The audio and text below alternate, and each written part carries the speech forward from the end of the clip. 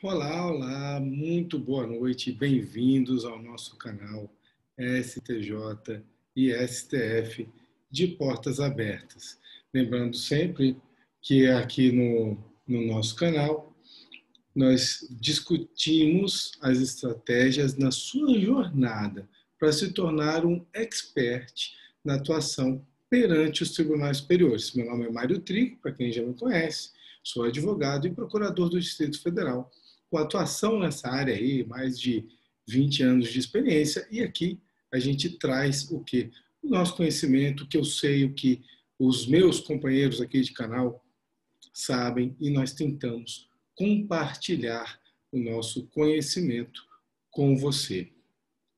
Como você já sabe, tem a Mirella, que também é procuradora de Estado, com atuação exclusiva nos tribunais superiores, a Carolina Eugênio, que foi juíza por mais de 13 anos, juíza de direito, e o Davis Barbosa, que é promotor de justiça. Todos nós, operadores do direito, somando nossas experiências, embora eu que apareça mais vezes aqui na tela, eu não estou sozinho e todos nós tentamos trazer o nosso conhecimento, a nossa vida diária, né, o nosso dia a dia, essa experiência que a gente ganha no dia a dia, a gente traz aqui e tenta compartilhar com você. Tá? O nosso tema de hoje, né, vou falar um pouquinho aqui com você sobre as dicas, algumas dicas essenciais para te ajudar nesse caminho rumo ao conhecimento dos seus recursos, especialmente o recurso especial e o recurso extraordinário. Né? Tentar encurtar esse caminho e tornar mais fácil o conhecimento, que vai permitir o julgamento de mérito do seu recurso especial e do seu recurso extraordinário. É isso que vai mudar a sua advocacia, que vai te transformar, né, num advogado melhor, mais seguro, mais confiante e vai te ajudar a atuar nesse nicho tão importante e tão relevante. Mas antes da gente começar aqui, né, a nossa live de hoje, eu quero dar aí a todos vocês aí que nos acompanham no canal um Feliz Natal. Não é? Um Natal que, apesar das dificuldades desse ano, estou aqui com a minha árvore de Natal aqui ao lado, não é? Que a gente tenha no nosso coração sempre, não é? Essa celebração do nascimento de Jesus, que assim como esse ano que a gente teve tão difícil, esse 2020 tão difícil, que nos mostrou o quão frágil são nossas vidas, né? O quão importante a gente tem que se cuidar, a gente tem que cuidar da nossa saúde, né? A gente tem que cuidar das nossas famílias, temos que estar junto com aquelas pessoas que mais amamos, acima de tudo. Né? Eu acho que essa pandemia ajudou a mostrar para muita gente que ainda não tinha visto a importância das pequenas coisas, né, na nossa vida, que na verdade são as coisas mais importantes, né, lá no fundo, né, o amor, a camaradagem, né, a união, família, filho, esposa, marido, pai, mãe. Né? Então, isso aí a gente tem que tentar tirar o lado bom de toda essa tragédia que a humanidade está vivendo nesse ano, infelizmente, não é? Mas a gente tem que saber evoluir, né? Superar na dificuldade e nos tornarmos pessoas melhores. Né? Eu perdi muitos amigos, alguns familiares durante o ano, pessoas muito próximas, então foi um ano difícil, muito difícil nesse aspecto, mas a gente tem que superar, né? A gente tem que continuar e a gente tem que, na hora que a gente perde alguém, na hora que a gente vê que a nossa saúde não está tão boa, a gente tem que se lembrar do que realmente é importante nas nossas vidas. Então, cuidem aí da sua saúde, né? Cuidem de vocês, cuidem das pessoas que vocês amam, demonstrem seu amor, né? Demonstrem seu carinho, demonstrem para elas que elas são importantes para vocês. E começando aqui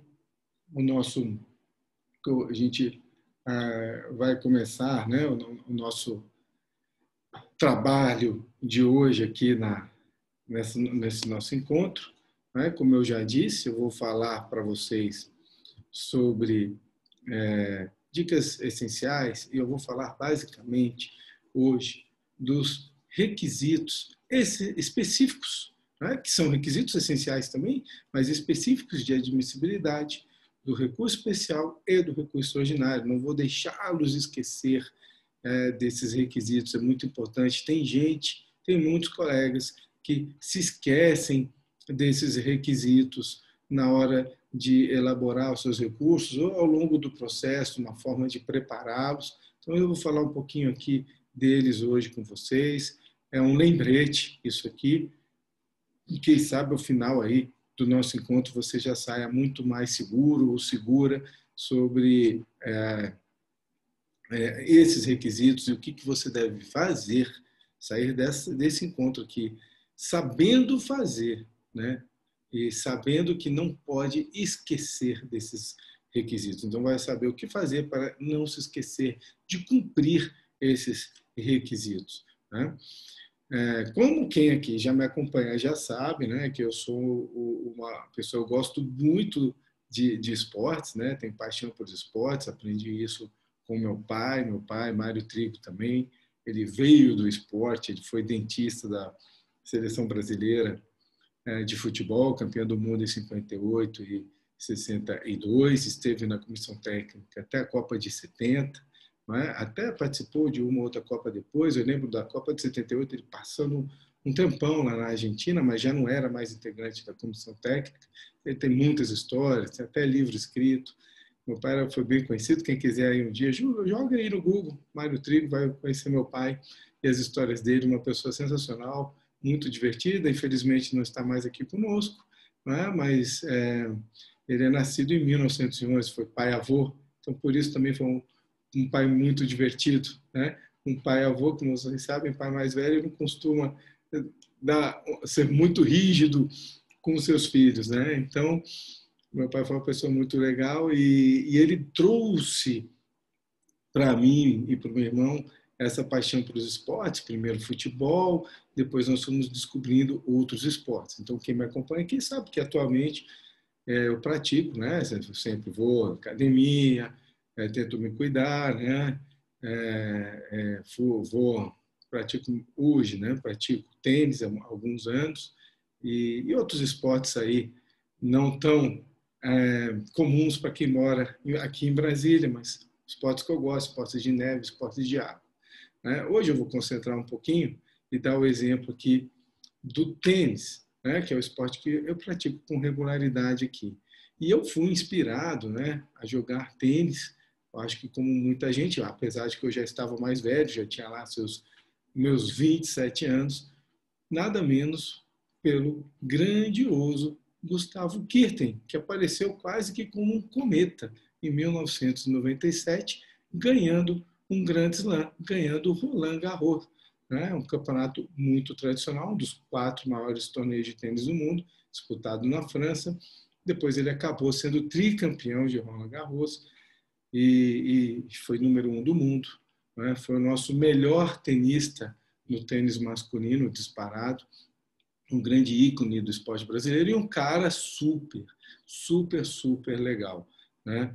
Então, eu vou trazer aqui para vocês, antes da gente entrar no nosso tema mesmo, algo que é relevante aqui para a nossa atuação no dia a dia, né? E eu vou ler um pedacinho, vou compartilhar aqui com vocês um pedacinho que eu copiei do livro dele. Eu estou lendo esse livro aqui, a biografia dele, né? Guga, um brasileiro, para quem quiser, acho que sai invertido, mas é um livro muito legal, muito interessante. Ele conta toda a história dele aí para chegar, né, entre os melhores do circuito mundial, todas as dificuldades, conta desde a infância dele. É um livro, estou gostando de ler, não terminei ainda, mas eu já vi um trecho que eu quero trazer aqui para vocês, que é um trecho muito legal. E é esse trecho que eu vou ler aqui. Nós vamos ler juntos. Espero que vocês gostem. E aí a gente vai tirar algumas conclusões aqui. E olha só, podem acompanhar aqui comigo. Ó. No tênis de alto nível, mesmo que o jogador esteja com uma boa vantagem perto da linha de chegada, a supremacia é relativa. Finalizar a partida é um capítulo à parte. O momento mais crítico, o jogo dentro do jogo. É pressão que não termina mais, vinda de todos os lados. O adversário vai fazer de tudo para evitar a derrota. Um jogador, por sua vez, além do oponente, tem de enfrentar seus demônios, imaginários e reais, passados e presentes. O medo de desperdiçar a oportunidade depois de chegar tão perto pode virar uma gosma paralisante. Se isso acontecer, não tem acordo, o cara perde mesmo. Por isso, o tênis depende tanto da força mental. Depois de certo patamar no ranking, as habilidades se equivalem. E na hora do vamos ver, a concentração e o sangue frio decidem mais do que a técnica. Um tenista que não sabe lidar com a pressão na hora derradeira nunca vai ser campeão. Já o campeão dos campeões será aquele que se acostumar com esses momentos críticos, a ponto de não deixar que eles interfiram em sua determinação e sua concentração. Enquanto houver um embate entre dúvida e convicção, sempre haverá o risco de a convicção ser abalada pela dúvida. Convencimento e controle eis a chave para o sucesso no tênis, o que decide os jogos mais importantes. Então, qual é a lição que a gente tira aí desse trecho, não é? Como eu costumo lembrar aqui no nosso canal, a atuação perante os tribunais superiores é quase como se você fosse um tenista, não é? Para nós, advogadas, é quase que uma atuação num grande slam. Não é? A gente está atuando perante a cúpula do Poder Judiciário Nacional. Quem vai dar a última palavra nos nossos processos? Nós não vamos mais ter oportunidades de reverter aquela decisão naquele processo. Então, a nossa atuação ali, realmente, ela tem um pouquinho mais de pressão, um pouco mais de responsabilidade, e também é como se você estivesse jogando contra os grandes campeões, contra os grandes adversários, porque a exigência técnica dos tribunais superiores é muito alta. É uma exigência muito alta. Um recurso mal feito, um recurso mal elaborado, um processo onde você, como advogado ou advogada, não atuou de forma estratégica, ele não vai ser julgado por essas instâncias. Seus recursos não serão admitidos. Certamente eles vão eles vão esbarrar naqueles óbices comuns que vocês já estão cansados de ouvir falar e de ver, não é? Mas que muitas vezes não sabem como superar. E é isso que a gente trata aqui no canal, como superar esses óbices. Não é? Já falei de algumas outras ocasiões, por exemplo, como superar uma súmula 7. Qual é a nossa dificuldade? Não é? Porque a gente não aprende isso no dia a dia na faculdade. Então, o que a gente tem que fazer? A gente tem que se preparar para enfrentar realmente, adquirir essa técnica específica, treinar, não é? Treinar e estudar, claro, saber se informar sobre toda a jurisprudência, essas súmulas que vocês sabem que existem, né? Tá por dentro de todas as súmulas e saber exatamente o que fazer para não cair nesses óbices, né? Para superar esses obstáculos. E muitas vezes a gente se sente realmente preocupado, pressionado, quando vai ter que atuar perante os tribunais superiores. E aí, como um tenista, numa final ou numa semifinal de Grand Slam, o advogado, você, cara, o colega, pode acabar travando, não é? E se esquecendo, muitas vezes, pensando no que é mais difícil, no mais complicado, se esquecendo do básico, não é? Se esquecendo do fundamental aí. Então, é isso que a gente não pode deixar acontecer. Não é? E como é que a gente não trava? Não é? Como é que o tenista não trava no jogo de tênis? Confiando na sua técnica. Quando ele confia na técnica dele, ele sabe que ele tem que jogar bem aquele ponto, ele tem que ter certeza que ele pode jogar bem aquele ponto importante, que ele não vai falhar. E isso na atuação perante os tribunais superiores é fundamental, fundamental.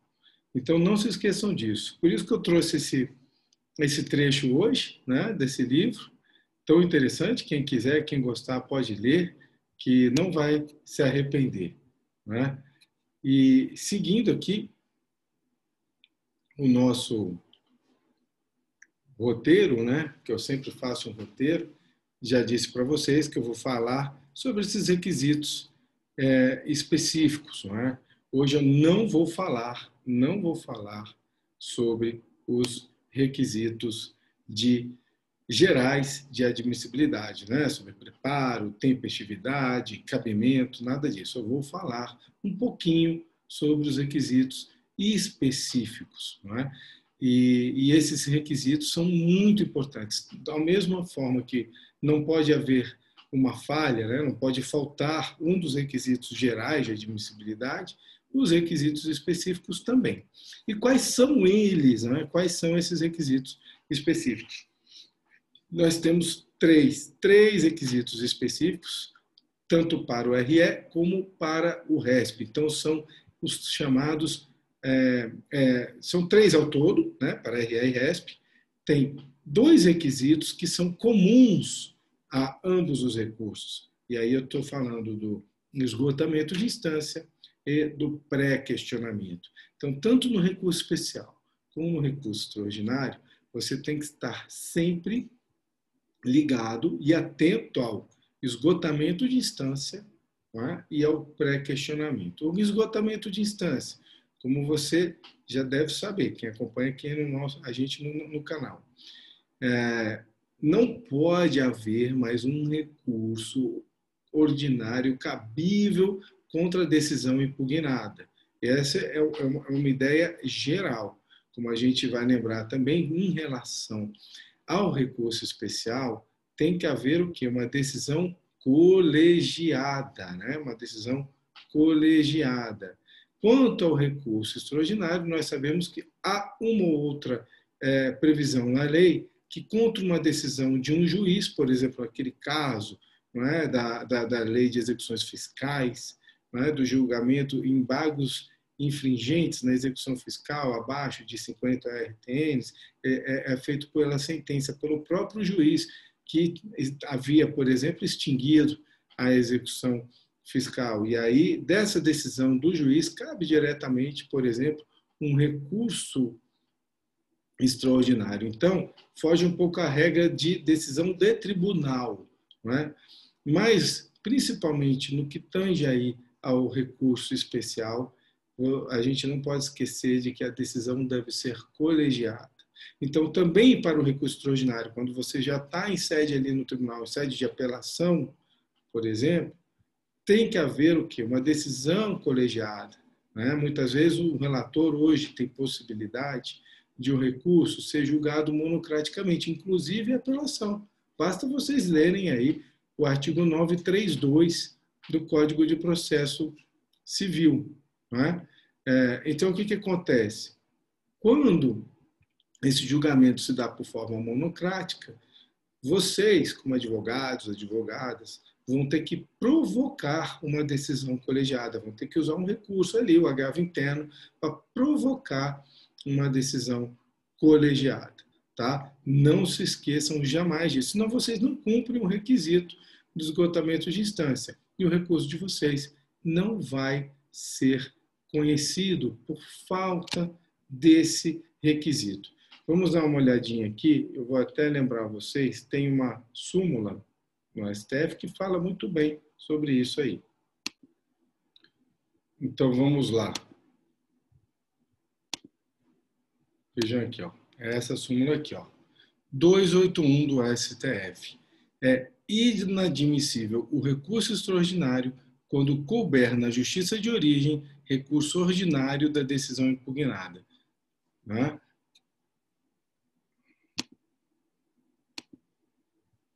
Então, o que acontece?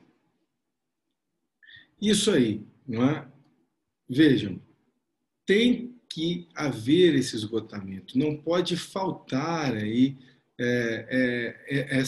esse esgotamento de todos os recursos possíveis né, de serem usados nas instâncias ordinárias. Senão você vai cair aí nessa súmula 281 do STF, que também vai servir para o STJ. Então fiquem sempre atentos a esse requisito aí, que é muito, muito importante, né? A gente não pode esquecer disso. E aí, você deve estar se perguntando, mas Mário, caramba, é difícil para mim, né? A técnica, essa técnica, adquirir toda essa técnica é muito complicado, são muitas súmulas, são muitos óbices, a jurisprudência é, que é muito atenta a esses detalhes, a essas formalidades. Como é que eu vou fazer para vencer tudo isso? Eu não tenho tanta experiência, eu não tenho chance de estar elaborando e estar trabalhando como você no dia a dia com tantos processos, não é? Que vai dando segurança. Olha, o que eu posso dizer para você? Não trave por conta disso aí. Né? Hoje há caminhos de você conseguir adquirir esse conhecimento, essa técnica, não só por livros, tá? Não só apenas por cursos. Na faculdade realmente a gente não tem, mas de repente pode existir algum curso aí que de pós-graduação ou até mais profundo, mestrado em processo civil. Muitas vezes eu fiz mestrado, né? Eu sei que às vezes a gente não se aprofunda, esses cursos são muito teóricos, dificilmente a gente aprofunda nesses detalhes, né? Práticos do dia a dia. Né? E é isso que eu sempre quis procurar, à medida que eu ia estudando na minha carreira, os cursos que eu ia buscando, sempre tentando trazer para a minha vida do dia a dia, para a minha prática, aquele conhecimento que eu adquiri ali, aquele conhecimento teórico. Então, o que eu posso te dizer? Não é impossível você conhecer toda essa técnica. É claro que vai te exigir um tempo, né? Um determinado tempo de estudo. Você vai ter que correr atrás um pouquinho se quiser atuar com excelência. Então, um passo legal que eu posso te dar, siga aqui a gente no nosso canal. A gente vai conversando, sempre tire suas dúvidas. Como eu já disse, hoje a aula é gravada, mas você pode deixar suas dúvidas no canal, mande as perguntas, e assim, na próxima live, por exemplo, eu abro respondendo a pergunta e a gente vai conversando, tá? Vai trocando esse conhecimento aí. Outra questão que vocês podem estar se perguntando, né? A questão da jurisprudência defensiva, que existe sim. E como é que a gente vence a jurisprudência defensiva? Só tem um jeito. Quanto melhor você for na técnica, quanto mais conhecimento técnico, mais dessa matéria você souber, mais você vai conseguir trabalhar para vencer essa jurisprudência defensiva, para reconhecer ali naquela decisão que aquele obstáculo que ele está te opondo não é válido, não se aplica para o teu caso. E aí você vai ter argumento para, no recurso subsequente, poder convencer o ministro, né, de que aquela decisão anterior, seja dele ou de outro órgão julgador, não está correta. Esse é o melhor caminho para vencer a jurisprudência defensiva. Uma terceira possibilidade, que eu vejo também muita gente se indagando e se limitando, é a questão da influência. Eu não moro em Brasília, meu escritório não é daí, o meu escritório não é um grande escritório, uma grande banca de advocacia, e por isso eu acho que eu não tenho chance nos tribunais superiores, eu não tenho chance ali no STJ, no STF, já que eu estou distante, não sou um advogado renomado, uma advogada renomada, né? Meu escritório não é grande, eu não tenho influência lá nos tribunais. E eu posso te assegurar isso, né? Que é o que eu falo também muitas vezes aqui, repito, que são tantos, né, processos que os tribunais julgam, e eu já tive lá dentro, eu sei como é que é. Olha, pessoal, eu posso garantir que muitas vezes o assessor, eu não sei os ministros, eu nunca fui ministro, né, mas a gente ali, tanto processo que você tem que examinar, meta que você tem que cumprir, que a última coisa que você lê é o nome do advogado. Né? Você repara mesmo se a petição está bem ou mal escrita, está bem ou mal estruturada. Mas ficar reparando se é esse ou aquele escritório que está fazendo, isso não vai influenciar na decisão ali, no julgamento. Claro que um grande escritório, um advogado que está acostumado, habituado a trabalhar ali nos tribunais superiores, ele sabe aquele trâmite interno, ele sabe, está sempre despachando ou com os ministros ou com os assessores, levando memorial, né, tirando o caso dele ali daquela vara comum. Isso sim faz diferença, né, ajuda, faz alguma diferença. Né, isso é relevante, mas não é por conta do nome dele, é por conta da atuação dele naquele processo ali, que vem o resultado, tá bom? É isso que você tem que ter em mente, tá? Seguindo aqui, então, nossa linha, nós falamos aí um pouquinho do esgotamento de instância e agora, né, o outro requisito comum também, tanto ao RESP como ao recurso extraordinário, que a gente jamais pode esquecer, é o tal do pré-questionamento.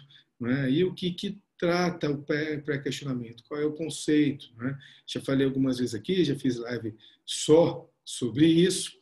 E o pré-questionamento nada mais é do que o tribunal ter, né, o acórdão recorrido, ter decidido, né, ou a decisão, no caso de uma decisão singular, que pode ser, né, uma decisão de um juiz, por exemplo, no caso do RE, mas aquela questão que você vai tratar ali, tanto no RE ou no RESP, ela tem que ter sido decidida pelas instâncias ordinárias. Tem que ter sido decidida pela última decisão, pela decisão recorrida.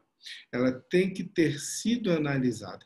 Então, aqueles dispositivos de lei federal ou da Constituição, a norma contida no dispositivo, ela tem que ter sido analisada, se ela era aplicável ao caso ou não era aplicável. É daí que vai surgir a questão federal ou constitucional, que o Tribunal Superior, né, seja ele o STJ ou o STF, vai analisar.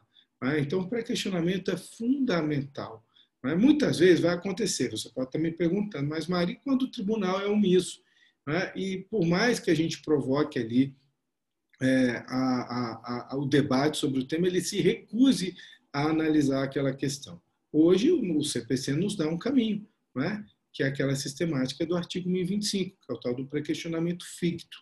Claro que vai estar na mão do STJ, do STF, basicamente do STJ aí nesse caso, dizer se a omissão da decisão recorrida, né, do acórdão recorrido, é relevante ou não para o deslinde ali, para a conclusão do julgado. E aí eles que vão dizer se há ou não um pré-questionamento ficto. Mas você tem que saber como provocar essa análise, como pedir a aplicação da sistemática e o que fazer para provocar, né, a aplicação do 1025. Eu já falei aqui isso outras vezes. Então, isso é muito importante.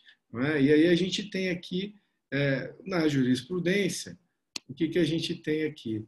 Né?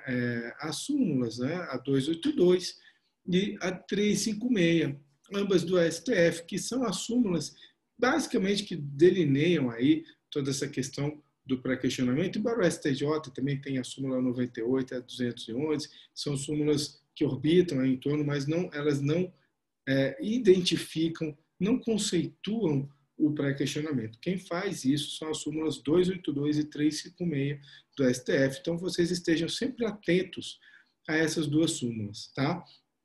A 282, o que ela diz? É inadmissível o recurso extraordinário quando não ventilada na decisão recorrida a questão federal suscitada. Não é? E a 356 fala que o ponto omisso da decisão, sobre o qual não foram opostos embargos declaratórios, não pode ser objeto de recurso extraordinário por faltar requisito do pré-questionamento. Tá? Então, isso aí é fundamental, né? Isso aí é fundamental. Você tem que estar sempre atento a, a essas duas súmulas, né? E que são elas, basicamente, que delineiam aí toda a questão do pré-questionamento. Como que você trabalha o pré-questionamento? Não é na hora da petição, né? Você tem que lembrar isso.